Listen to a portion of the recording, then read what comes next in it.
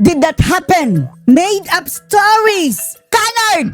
Oh, yan talaga ang naunang sinabi ni Boying Rimulya mga kababayan nung nasabit ang kanyang pangalan sa affidavit ng 18 Marines na ang sabi doon, nakipag-meeting siya kasama si Trililing at mga taga-ICC mga kababayan sa bahay mismo ni Boying Rimulya. Ang sabi ni Boying Rimulya, it did not happen. Pero subalit na tapwat. Ngayon, nag-iba ang statement ni Boying Ying Leukemia Rimulya mga kababayan. Napaamin na siya na totoo nga na nag-meeting sila ni Trillanes at taga-ICC sa bahay niya. Ano oras niyo po ha? Kasi binanggit ako ron eh. Oh, binanggit daw siya. Nabanggit siya. Kasi nag-meeting daw kami sa Bel Air. Nag-meeting sila ha. Nag-meeting daw sila. ICC prosecutor ang kamitin niya. Ano, may ICC prosecutor, tapos si Trillanes. 18 abogado? 18 Witness? sundalo? Nandun, may witness? Hindi 18. Iilan lang na naghatid ng maleta. Tapos, sined nila sa mga kababayan group chat. Kaya nalaman ng 18. Parang medyo... No, basta, ang pinupunto ng 18 Marines, mga kababayan, nag-meeting itong si Boying Rimulya kasama si Trillanes at ang ICC. Anong sabi mo, Boying, sa affidavit na ito ng 18 Marines? medyo... It never happened. It never happened daw. Tandaan nyo ha, it never happened. Di ba? It's a made-up story. Made up stories pa daw, mga kababayan. Canard. Canard! Canard daw, mga kababayan. Nakakatawang istorya. Canard ako! Kayo raw ay nakipagpulong Pero ngayon, kay Senator Trillanes, General Nick Torre, para daw po with the ICC para sa ICC. investigators. Totoo po ba yun? Sa bahay niyo raw po, Sa bahay pa mismo. sa Bel Air, Makati. Totoo yun. Totoo yun. Akala ba natin it never happened? It never happened. Di ba? Canard. Canard! Canard ako! Totoo yun. Totoo! Ayun mga kababayan, tingnan nyo mga sinungaling na ito. Parang wala lang sa kanilang nagsisinungaling mga kababayan, no? Na balik rin ang kwento. Sometimes you have to bend the law. Ito ang mga talaga expert na mga sinungaling mga kababayan. Wala lang sa kanilang lokal, magsinungaling. Kahit pa huling-huli na mga kababayan ang isda sa kanilang bunganga. Okay lang, wala kaming pake sa inyo. Basta ito statement namin. Anard. May pag-usap ako sa Trillanes. Oh. Pinakilala niya sa akin yung ICC. Oo. Trillanes at ICC. Tapos mga kababayan, si Trillanes tumanggap ng $2 million converted na mga kababayan na pinanggasto sa ICC. Bakit mo ipapa-convert mga kababayan sa dollars kung hindi mo ito ibinigay sa ICC? Isipin nyo na lang ha. Kung pinanggastos lang nila sa hotel mga kababayan, pinanggastos lang nila sa pagkain dito sa Pilipinas, bakit mo ipapa-convert sa dolyar? Dolyar ba ang hinihingi dito sa Pilipinas? Ibig sabihin, para yun sa mga puti mga kababayan. Sila na ang magdadala ng dolyar. Bakit mo ipapa-convert? Think about it. So binigay talaga. Kaya eto na mga kababayan, to mga kabuayahan ni na Boying Rimulya. Umanda kayo mga animal kayo. Yung ibang dalawang personal na ICC. Kasi nga, meron kami usapan. May usapan na. Ang testigo dapat protektahan. Wow! Hoy, Boying, wala nang jurisdiction nga ang ICC. Pati nga daw si Bangag mga kababayan ay sabi wala jurisdiction. Pero, yun lang ang sinasabi nila sa harapan. Kasi nungalingan yan mga kababayan. So, this is active participation na mga kababayan. Yung testigo na ICC. Umanda kayo. We're in the DOJ. Kulong itong leukemia ito. Kailangan gawin natin. Mas Pilipino kasi. Bakit palihim? Dahil kapag lalabas ito mga kababayan, delikado sila. Another kaso na naman ito. Sige. Magsaya muna kayo ngayon Boying. Pagdating ng araw, mag-wheelchair ka talaga dahil meron akong leukemia, wag niyo akong ipakulong. Mga testigong to. Sir, when was this po? Matagal na. Hindi ko na maalala eh. Hindi na maalala. Umalis ka na dahil wala ka na ang cognitive mo. Ibig sabihin, for a long time mga kababayan, nakikipagsabuatan na to mga buwisit na to sa ICC. Maybe less than a year ago. Parang gano'n, no? Less than a year. No? Tingnan nyo ang kanyang ngipin mga kababayan, katulad ng ngipin ni Bangag. Yung mga manilaw-nilaw mga kababayan na mga brownish na. Yak! Opo. At sinasabi, sir, dapat hindi niyo daw po ito ginawa kasi kayo daw po ay Justice Secretary noon. Talaga! Bakit? Oo. Hindi. Oh, dahil wala nang jurisdiction nga ang ICC sa atin, bakit ka makikipag-cooperate? Tapos bibigyan pa na $2 million daw? Dollars? Oh? Ang nakasalalay dito, buhay ng mga testigo. Wow, buhay ng mga testigo ninyong mga... Diyos ko Lord. Yan na ang mga testigo ninyo, kaduda-duda. Testigo ni Trillanes, mga kababayan, animal to. Protektahan natin ang tao. Wow! Protektahan natin. Protektahan mo ang mga kasinungalingan ninyo. Kasi sir, ang sinabi daw po is hindi na daw po makikipag-ugnayan ang Pilipinas sa ICC. Tingnan nyo. Tagal na yun. Oh, matagal na yun. Oh, huwag kang umiyak, leukemia. Bago na lahat eh. Bago na lahat. Oh. Naman natin. Oh, ganito na lang, Boying. Mayroon na bang batas na nagsabing babalik tayo sa ICC na makipag-ugnayan tayo? At kung nakipag-ugnayan ka man, dapat naging transparent ka, mga kababayan. Dahil gumagastos ka ng pera ng gobyerno eh. Pero sir, kung yun po totoo, baka isipin po ng iba, totoo din po. Talaga, totoo na sila ang nasa likod, mga kababayan, sa pag-demolish kay Tatay Digong Duterte. Pati na yung Tuwadcom. Ginamit nila ang Tuwadcom, mga kababayan, para makakalap ng investigasyon ng ICC. Anong nagawa nilang batas, mga kababayan, di ba wala? Iba pong bahagi. Hindi totoo yun. Hindi totoo Hindi ko yun. alam, ha? Pero yung mga sinasabi Udas, sinasabi ko, leukemia, ang aking punyeta. ang gagawin namin dito, sasabihin namin kay Baligon na mag-produce yan ng 18 iba't ibang affidavit. Para Oo, sige. Gagawin yan. alam natin kung ano talaga ang personal knowledge ng bawat isang tao. Ayan lang pala ang kinasasakit ng budhi mo. Di mag-produce. Mag-produce sila Baligon. Para malinaw kung Oo. ano talaga yun. Kasi parang ano yun eh. Parang pinagtagpi-tagpi na kwento ng bawat isa. Wow. Isang affidavit. Hindi dapat ganun ng isang affidavit. Ang affidavit, Affidavit na naman ang kanilang pinupunteriya, mga kababayan, kagaya ng kay Gutesa. swear to the truth. The whole truth and nothing but the truth. And Ikaw, sinungaling ka nga, ungas your ka. own personal knowledge. Oo. Yan ang challenge natin. It did not happen daw. Oh, Lord. Dito na lang tayo, sa kaugnay na bagay, mga kababayan. Etong pinag-usapan ni Atty. Guanzon. Corruption Corruption. sa Bangag. administration ni BBM. Bangag. Hindi pa rin pwedeng pakawalan natin itong issue na ito kasi wala namang nakukulong hanggang ngayon. Si Wala. Martin Romualdez nga, hindi nga nila inuusig eh. Hindi nga nila imbestigahan ng maayos eh. Hindi rin tinatouch ang media. Basta na lang, sinabi ng Blue Ribbon Committee ni Senator Lacson na walang kinalaman si Martin Romualdez. Mahina daw ang mga wala daw ebidensya, mga kababayan, laban kay Martin Romualdez, pati ang ICI, wala rin daw silang nakita. Diyos ko Lord. Hindi man lang nila pinatawag. Eh, bakit ganon? Ang iba, pwedeng ipatawag. Pero si Martin Romualdez, na Ngayon, etong 18 Maris, patawag ninyo. first cousin ng Handa na sila. Bongbong Marcos ay hindi pwedeng ipatawag ng Senado. Hindi pwedeng imbestigahan ng Hindi raw.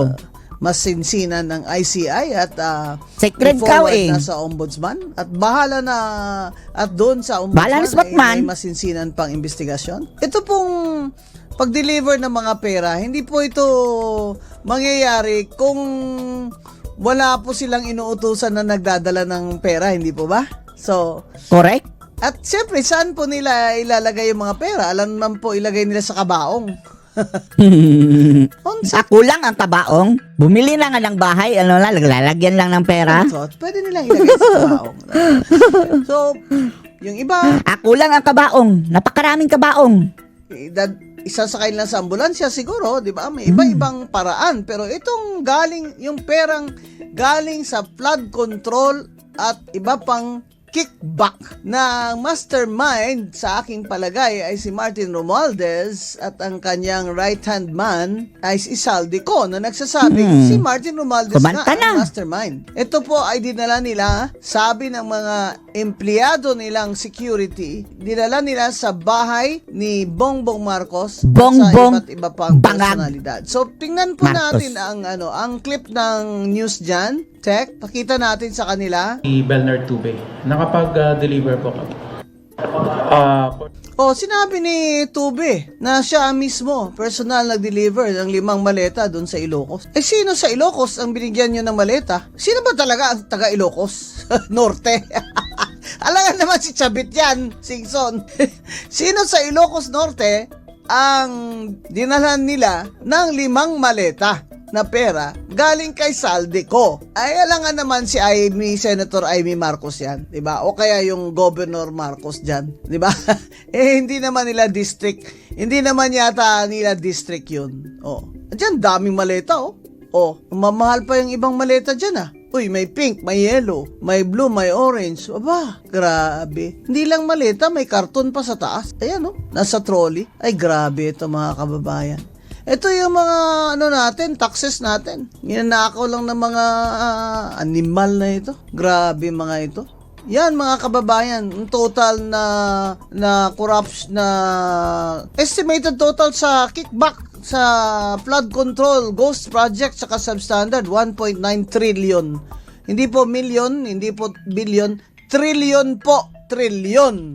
1.9 trillion. Samantala, ang budget natin nitong 2025, ang budget ng buong pamahalaan ay 6.7 trillion. Imagine that. Sa 6.7 trillion, 1.9 trillion ang nakaw, ang kickback. Habang ang mga ospital natin ay walang libreng gamot, kulang sa mga physical therapist at mga doktor, kaya ang pila po doon sa therapy lang ay halos 1 buwan ang pila. Yung mga batang may Down syndrome, na may butas ang puso, kailangan na ng surgery, galing pa po sila sa iba't ibang probinsya.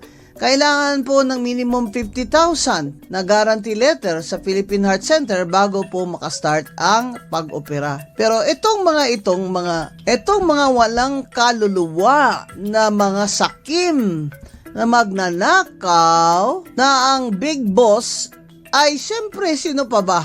'Di ba? Pwede bang magnakaw sila? Lahat-lahat ng yung mga congressman na yan dyan, kung hindi yan project ni Martin Romualdez, yung kanilang speaker noon, na siyang pinsan ni BBM. Alangan naman maniwala tayo na si Saldico lang lahat ito. Ang gusto nila paniwalaan natin, si Saldico lang lahat ito. Kaya nga lumaya si Saldico. Kasi alam na ni Saldico na siya na ang tatanggalan ng ulo. Ipapalit yung ulo niya sa kanilang lahat. Ang sinasabi ni Saldico, bakit ako lang? Diba? Bakit ako lang ang mananagot at papuputol ng ulo dyan? Kaya nilabas niya lahat. Eto mga kababayan, pakinggan natin ulit isa pang clip. Yung abogado, maganda yung explanation ng abogado nila Para po doon sa mga hindi po nakapanood, Sige po. Ang mga sundalo natin sa ginawang operasyon ng ICC investigators sa Pilipinas. Unang dumating ang mga ICC investigators sa Pilipinas noong December 2028. December of 2023. At bago mag-December 2023 ay inutusan sila na magpapalit ng peso to dollars. 2 maleta na ang bawat maleta ay may nilalaman na 56 million pesos. Kaya nakapagpalit sila ng equivalent to $2 million. $2 million? Para saan? Sabi ng mga executive assistants ni Ginoong Saldico ay pinaghahandaan daw nila ang pagdating ng foreigners. At kalaunan ay nakilala ng mga ito na ang foreigners na binabanggit ay mga ICC investigators. At nakapaloob dito na ang ginawa nila ay mag-interview ng mga witnesses na ipinapaarating sa kanila ni Sunny Trillanes. Wala silang ibang in-interview na mga witnesses, kundi ang mga tao lamang na pinapadala ni Sunny Trillanes. At ibinigay kay Sunny Trillanes ang pondo para sa pag-asikaso sa mga ICC investigators na ito. Kaya naman po, lahat ng sasakyan na ginamit, lahat ng hotel accommodations ay sinagot ni Saldico at saka ni Sunny Trillanes.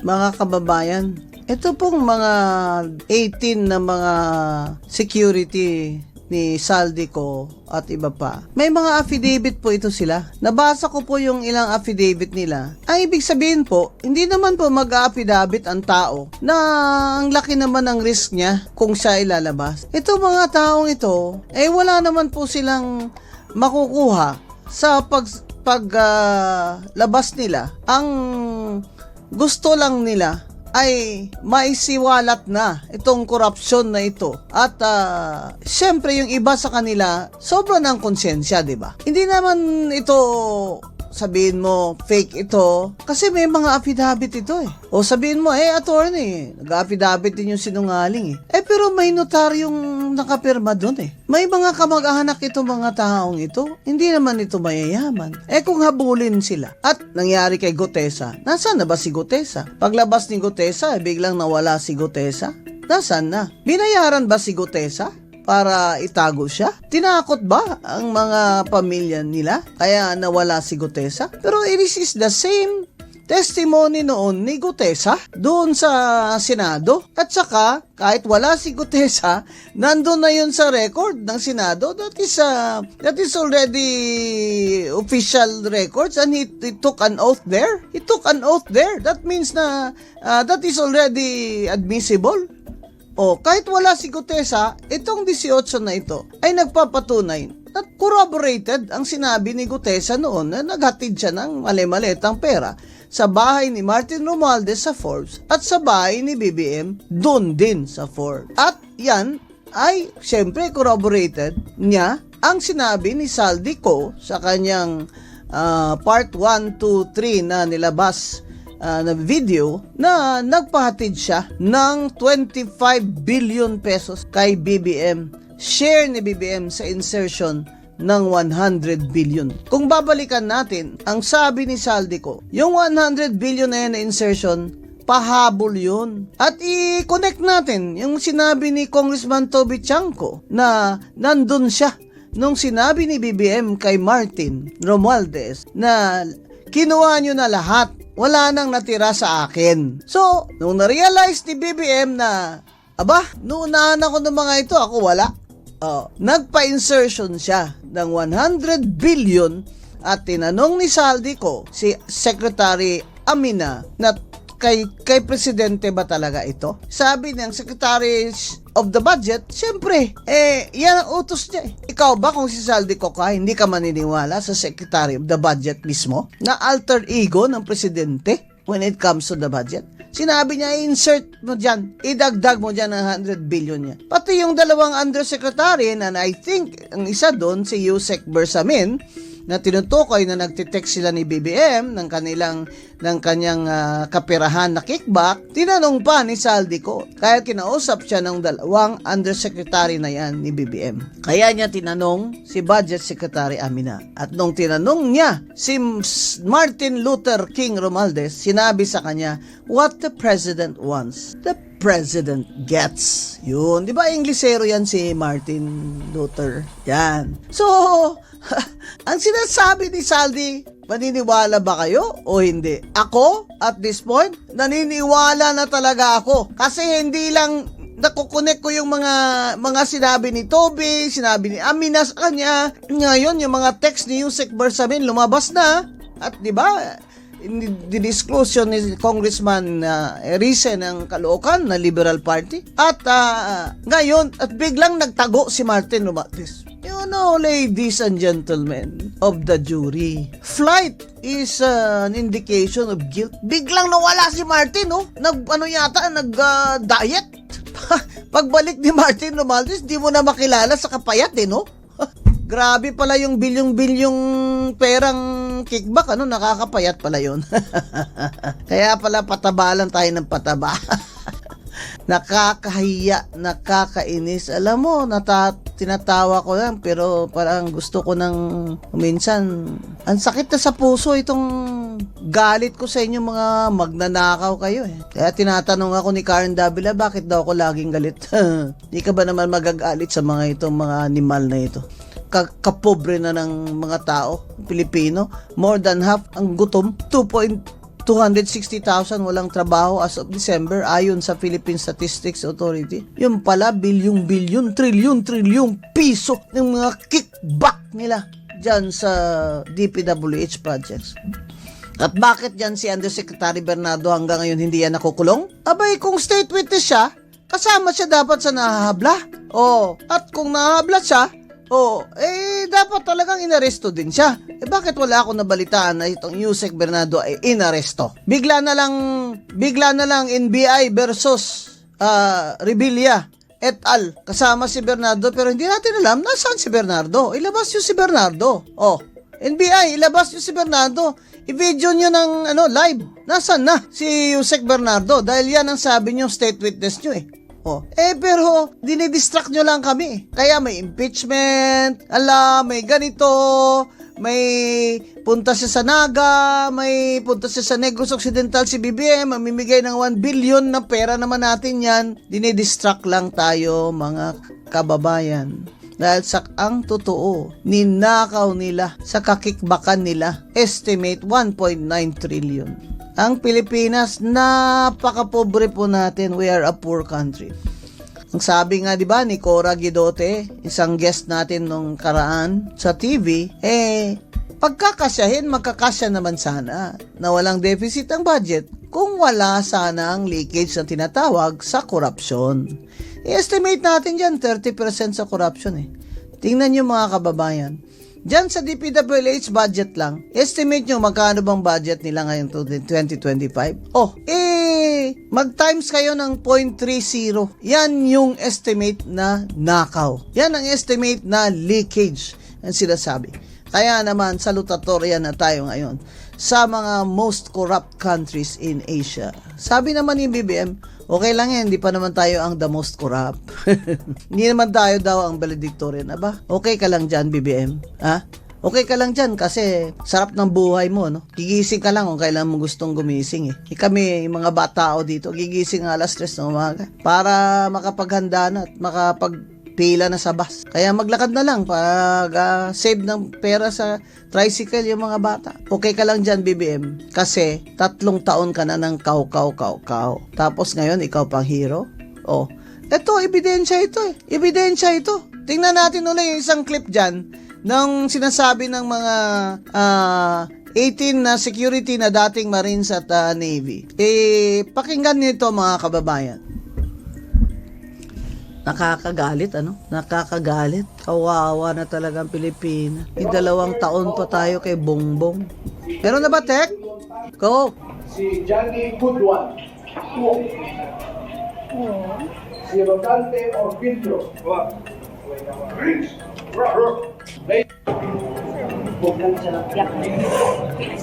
Ayan dami nila Nakaitim na t-shirt kahapon. May abogado sila.